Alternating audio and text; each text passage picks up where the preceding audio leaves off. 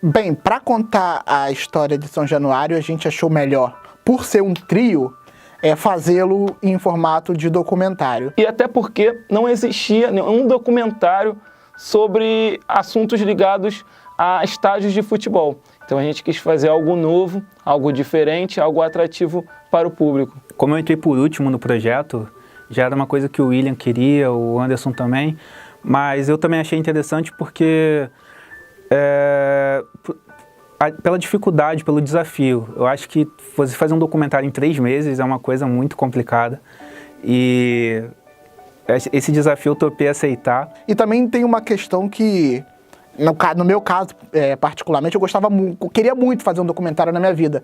Era meio que uma obsessão para saber como, se eu conseguiria de fato conquistar esse êxito, e eu acho que ficou bem bacana. Então tem uma questão pessoal e tem também a questão de ser um trio e ser mais fácil trabalhar um documentário. Anderson possuía uma Nikon 3340, 3400 ou 3200. Uma DCLR 3200. Um troço desse. Sem lapela, a gente não tinha lapela. A gente gravou tudo com o áudio do celular. No caso, o celular do Anderson também. Então, foram essas duas formas de captar imagem e áudio. E a gente comprou um tripé. Em alguns lugares foi fundamental a utilização do tripé para algumas entrevistas. Outras a gente conseguiu manusear a câmera com a mão mesmo. Mas de equipamento a gente não tinha um equipamento tão rico. Mas acho que a gente conseguiu se virar bem e conseguimos fazer um conteúdo bem bacana com o que a gente tinha. A primeira coisa que a gente fez foi entrar em contato com o Centro de Memória do Vasco, em São Januário. Então a gente entrou em contato com a assessoria e a partir dali a gente foi planejando o nosso norte do nosso trabalho. Bom, em relação às fontes, a Leda teve uma participação importantíssima, porque ela conhecia muito das fontes que nós entrevistamos, então ela nos indicou, nos passou contatos. Outras a gente já tinha em mente, algumas pessoas para entrevistar. Por exemplo, o historiador do Centro de Memória do Vasco da Gama, o Valmer. A Leda nos sugeriu falar com o Gilmar Mascarenhas, que é professor da UERJ, também entende bastante sobre futebol. Tomamos alguns não. A gente também queria buscar alguns jogadores, que ficou meio inviável até pelo tempo, mas eu acho que a gente conseguiu buscar bastante gente boa para contribuir para esse trabalho. Especialmente os moradores locais. Então, assim, se a gente não tinha uma fonte um pouco mais oficial, a gente ia até o morador local e falávamos com ele. Aquilo dali serviria bastante para o documentário. Utilizamos também torcedores do Vasco para falar também. Então, assim, fonte não foi o problema em momento algum. Teve uma dificuldade que acabou não sendo tão dificuldade assim. Claro, tem a dificuldade de não ter um dos melhores equipamentos do mundo para você elaborar o documentário, mas quando nós começamos o processo de gravação, o time do Vasco foi punido no Tribunal de Justiça Desportivo por causa de uma briga que teve dentro do estádio de São Januário, num clássico contra o Flamengo, e foi punido com, se não me engano, 10 jogos de suspensão com portões fechados. A gente está falando sobre o futebol e não tinha jogo lá. Então a gente teve que pensar. A torcida ajudou muito. Por quê? Não estava tendo jogo, mas a torcida começou a abraçar o estádio em dia dos jogos, via o jogo do lado de fora. Então isso serviu até para aproximar a importância de São Januário para aquela torcida. Para nossa grata surpresa, um movimento de torcedores do clube se uniu para assistir aos jogos mesmo do lado de fora, né? Do lado de fora dos portões. Nos dias dos jogos eles iam lá, se reuniam na porta do estádio, tinha um telão para eles assistirem o jogo. E era muito bacana, porque eles entoavam os cantos tão alto que os jogadores dentro de campo conseguiam ouvir.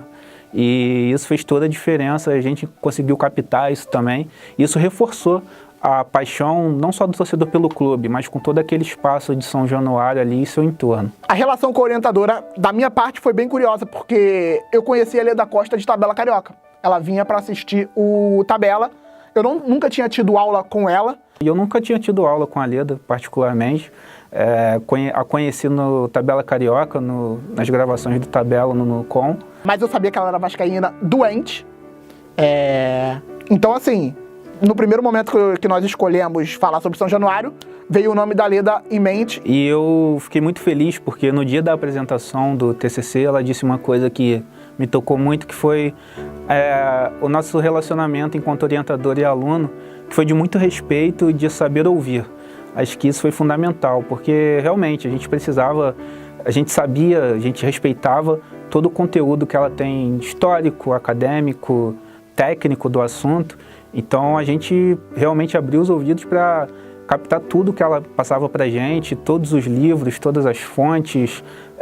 Foi um conteúdo muito grande que a gente teve que absorver em pouco tempo, mas nós sabíamos a importância de absorver isso. A Leda foi fundamental na questão de buscar os livros, nas referências, da onde começar, buscar da onde que a gente deveria partir, do que seria importante entrar na parte escrita do documentário. Ela ajudou bastante a gente. A gente foi presenteado com mais de 30 livros para lê-los, sem contar artigos, enfim, matérias. Então foi muito legal trabalhar com a Leda, e dá para dizer que esse trabalho não teria saído do papel, da nossa ideia, se não fosse por ela. Bom, Leda, eu quero te agradecer pela orientação, pela paciência, pelos momentos em que você dedicou seu conhecimento conosco, dividiu, compartilhou esse conhecimento.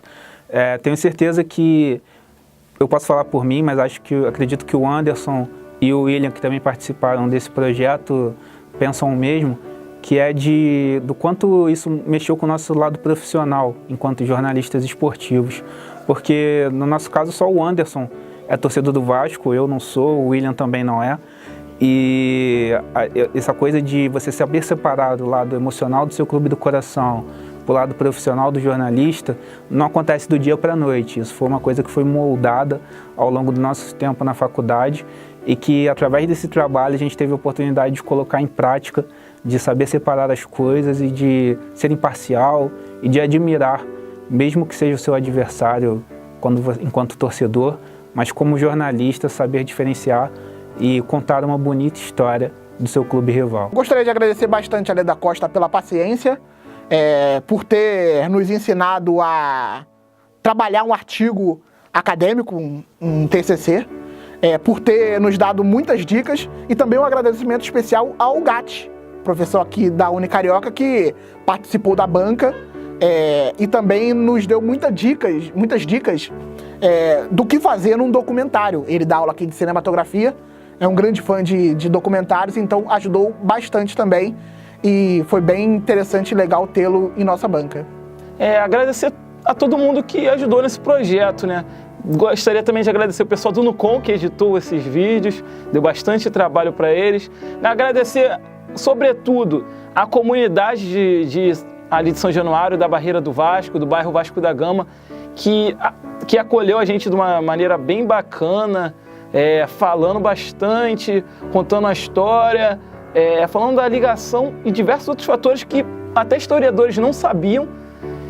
E agradecer os nossos orientadores, a Leda e o Gatti, por proporcionarem um belo trabalho. Bom, eu convido você que está nos assistindo para assistir ao documentário São Januário, a história de um gigante, os 90 anos desse estádio. Ele tem uma importância muito grande, não só no futebol, mas socialmente, politicamente, culturalmente, e acredito que vai fazer valer a pena você conhecer um pouco da história de São Januário. É documentário feito pelo Felipe Lavor, pelo Anderson e por mim, com muito carinho e muito apreço. Gostaria de convidar a torcida do Vasco e também a quem gosta de futebol, a quem é ligado à história, porque o que a gente descobriu e que a gente também já sabia é que São Januário faz parte da história do Brasil, está muito ligada. O início do século XX, as questões culturais, as questões do Rio de Janeiro. Indique para outros amigos, caso você goste, e vai estar no site do Ian futuramente, vai estar em outras plataformas de streaming, eu tenho certeza, e para você poder conferir e avaliar e recomendar para quem você quiser. Obrigado. Então é isso, assistam-o. E em breve vocês vão comprar o DVD. DVD não, né? Vão comprar o arquivinho lá em stream. Vai estar no Netflix num futuro bem próximo aí. Então, conto com a ajuda de vocês.